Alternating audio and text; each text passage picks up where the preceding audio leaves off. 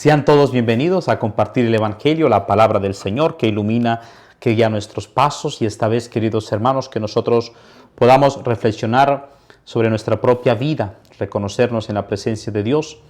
Siempre podemos caer en la tentación de ver los defectos de los demás y a veces opacamos los nuestros, no reconocemos nuestras faltas, sino estamos viendo simplemente los defectos de los demás, criticándole, juzgándole, viendo esos defectos, viendo la viga, viendo los pequeños defectos que observamos en las otras personas, y a veces nos cuesta observar la viga, el tronco que nosotros tenemos en nuestra propia vida.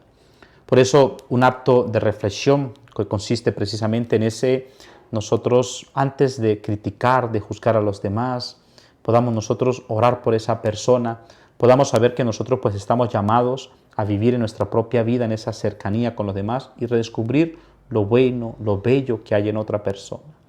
En el nombre del Padre, y del Hijo, y del Espíritu Santo. Amén. Ven, Espíritu Santo, llena los corazones de tus fieles, enciende en ellos el fuego de tu amor. Envía tu Espíritu para darnos nueva vida y se renovará la faz de la tierra. Oh Dios, que iluminaste los corazones de tus fieles con la luz de tu Espíritu Santo, haz que, guiados por este mismo Espíritu, saboreemos la dulzura del bien y gocemos sus divinas consolaciones. Por Cristo nuestro Señor. Amén. Habla, Señor, que tu siervo te escucha. Lectura del libro del Génesis, capítulo 12, versículos 1 al 9. En aquellos días el Señor dijo a Abraham: Sal de tu tierra, de tu patria y de la casa de tu padre, hacia la tierra que te mostraré. Haré de ti una gran nación, te bendeciré, haré famoso tu nombre y serás una bendición. Bendeciré a los que te bendigan, maldeciré a los que te maldigan, y en ti serán benditas todas las familias de la tierra. Abraham marchó, como le había dicho el Señor, y con él marchó Lot. Abraham tenía 75 años cuando salió de Harán.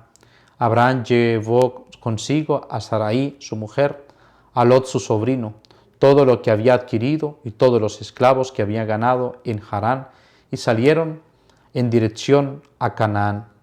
Cuando llegaron a la tierra de Canaán, Abraham atravesó el país hasta la región de Siquén, hasta la encina de Moré. En aquel tiempo habitaban allí los cananeos. El Señor se apareció a Abraham y le dijo: A tu descendencia daré esta tierra. Él construyó allí un altar en honor al del Señor que se le había aparecido. Desde allí continuó hacia las montañas, al este de Betel, y plantó allí su tienda, con Betel a poniente y a Ai al levante. Construyó allí un altar al Señor e invocó el nombre del Señor. Después Abraham se trasladó por etapas al Negev. Palabra de Dios, te alabamos, Señor. Salmo responsorial 32. Dichoso el pueblo que el Señor se escogió como heredad. Dichosa la nación cuyo Dios es el Señor, el pueblo que Él se escogió como heredad. El Señor mira desde el cielo, se fija en todos los hombres. Los ojos del Señor están puestos en quien le teme, en los que esperan su misericordia para librar sus vidas de la muerte y reanimarlos en tiempo de hambre. Nosotros esperamos en el Señor, Él es nuestro auxilio y escudo.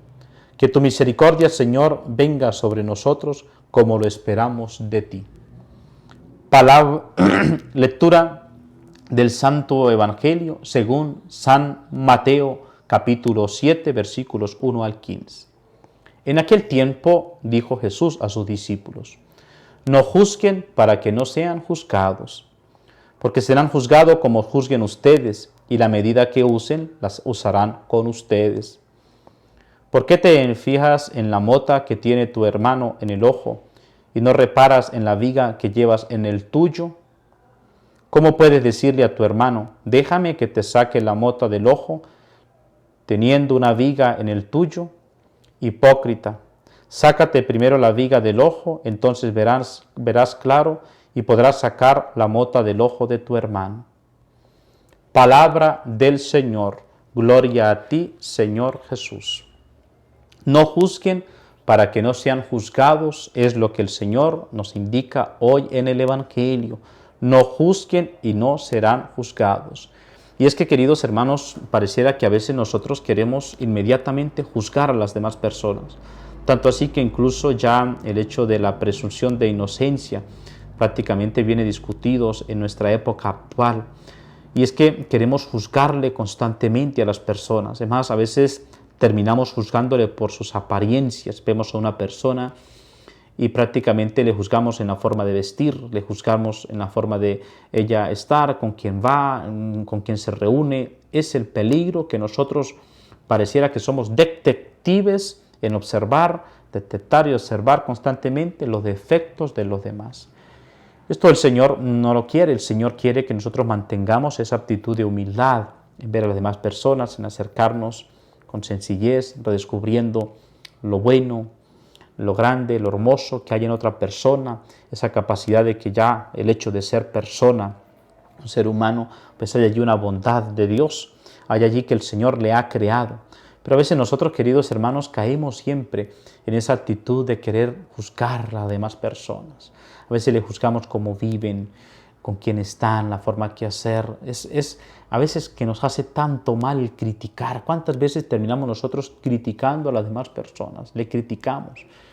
Nos hace muy bien, queridos hermanos, cuando nosotros veamos un defecto en otra persona. Si vemos un defecto, nosotros reconocer y saber que estamos llamados a luchar para ir contra ese defecto. Si nosotros vamos removiendo ese defecto en nosotros mismos, estamos seguros que también iremos mejorando, porque a veces nosotros vemos los defectos en otra persona y a veces nosotros lo tenemos, quizás un poco menos, un poco más, y entonces allí, antes de yo corregir a esa persona, debo primeramente corregirme a mí primero para así poder hacer una corrección.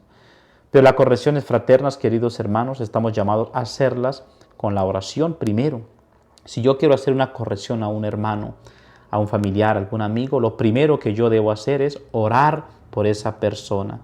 Oro por esa persona. Le pido al Señor que lo bendiga, que lo ayude, que pueda discernir. Y así, en esa oración yo puedo hacer pues que esa persona se pueda encontrar con el Señor, se pueda encontrar con Dios.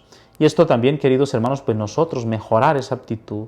A veces pues tenemos que decirle algo a una persona para corregirla con amor, pero tiene que ser siempre con amor, tiene que ser siempre con caridad. A veces nuestras palabras, qué mal nos hacen, queridos hermanos, cuando nosotros juzgamos. Y ese juzgar también va cuando hablamos a espaldas de una persona, cuando estamos hablando de otra persona. Eso nos destruye tantísimo. Ese destruir a las demás personas con el hablar, con el destruirles la fama, dañarles. Y incluso a veces pues, sabemos un defecto de otra persona, sabemos algún error que una persona haya cometido. ¿Por qué tenemos que irlo comentando de casa en casa? ¿Por qué tenemos que irlo comentando de un lado a otro? El Señor nos pide que mantengamos esa docilidad, esa capacidad de nosotros vivir esa misericordia con el Señor, de ayudarnos con la oración, de no caer inmediatamente en esa capacidad de chisme que muy fácil nos sale, sino que nosotros podamos verdaderamente amar a la otra persona, en hablar bien de esa persona. Ojalá que cuando usted y yo, donde nosotros estemos, no se permita que se hable de la persona ausente, que siempre podamos hablar de aquellos que están presentes, que nuestras formas de hablar no sean para juzgar, para criticar, sino siempre para ver aquello bueno, aquello noble que hay en las otras personas.